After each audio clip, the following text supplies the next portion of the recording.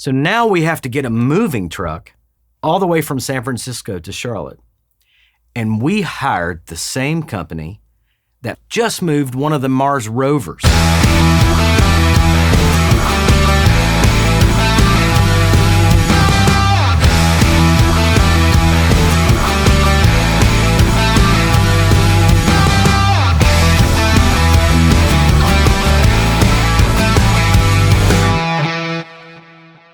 Originally, this studio had a Trident TSM console, and it was a split design, a 40 by 24.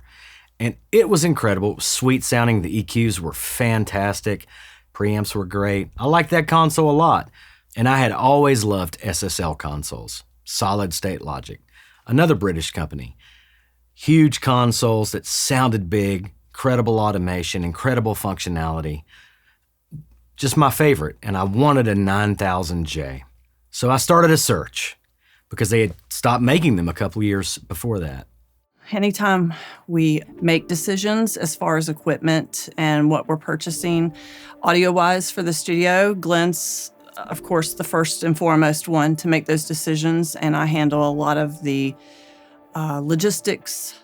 When you're purchasing something of that caliber, it's like buying a house or a car that's maybe even located across the country, which this one was, and not really being able to tour or see what you're getting before you get it.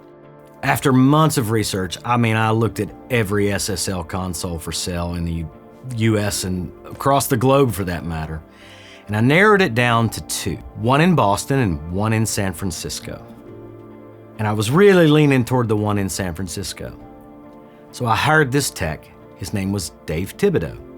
And Dave lived in Connecticut. And I flew him to San Francisco to check out the console.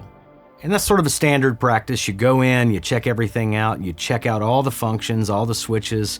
And Dave called me from San Francisco and said, "This console's phenomenal."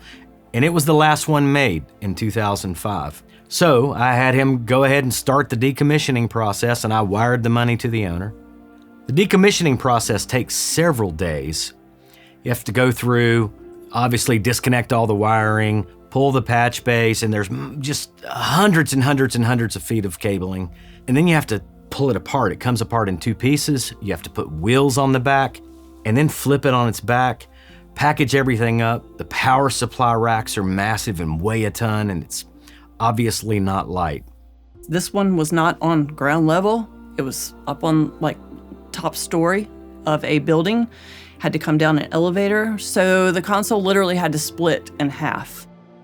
And that took about 3 days to decommission and prep. So now we have to get a moving truck to move it all the way from San Francisco to Charlotte.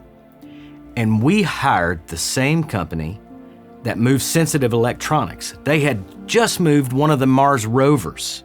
The fun's not over. Once it arrives, then you have a whole process of commissioning the console. And so that took a team of people. And obviously, in the meantime, while we were doing that, the studio was down.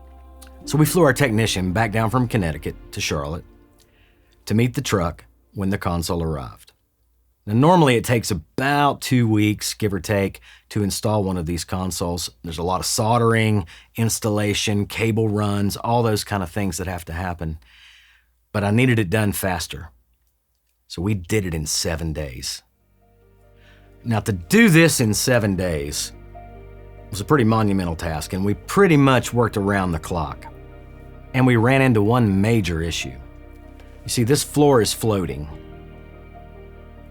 And there are tons of kiln-dried sand. And you have to have kiln-dried sand because if you don't, there could be insects or anything that grow out of it. And because this console has so much cabling, we needed to create another cable trough, a space for the cabling to run through the floor because the old console didn't have as much cabling. So we had to dig up trash can upon trash can full of this kiln-dried sand and dump it behind the building. And I can tell you, there was a pile of sand this tall for almost 5 years out there, it seemed like. It was unbelievable the mess to get all the sand out just to create a new cable run for all the massive cabling that this 72 input console required.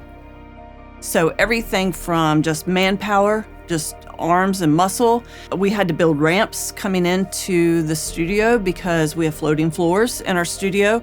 Literally, I remember Glenn down on his hands and knees with drills, and he is building these ramps in order to get it into the room. My girls were young. They were crawling into the open outboard gear bays that we had pulled. And it's just really good memories. It was sort of like a rebirth of the studio. On day 8, I was mixing a project on this console. I'm so happy we installed it. It's been an amazing console. I love the way it sounds, and using this console every day is something special. SSL's been a really great partner here at Gat3, and I am so thankful to have this console, so much so that we installed SSL's newest console in our Ruby room. This thing's a joy to work on every day, and it was a lot of work to get it in here, but I'm glad we went through with it.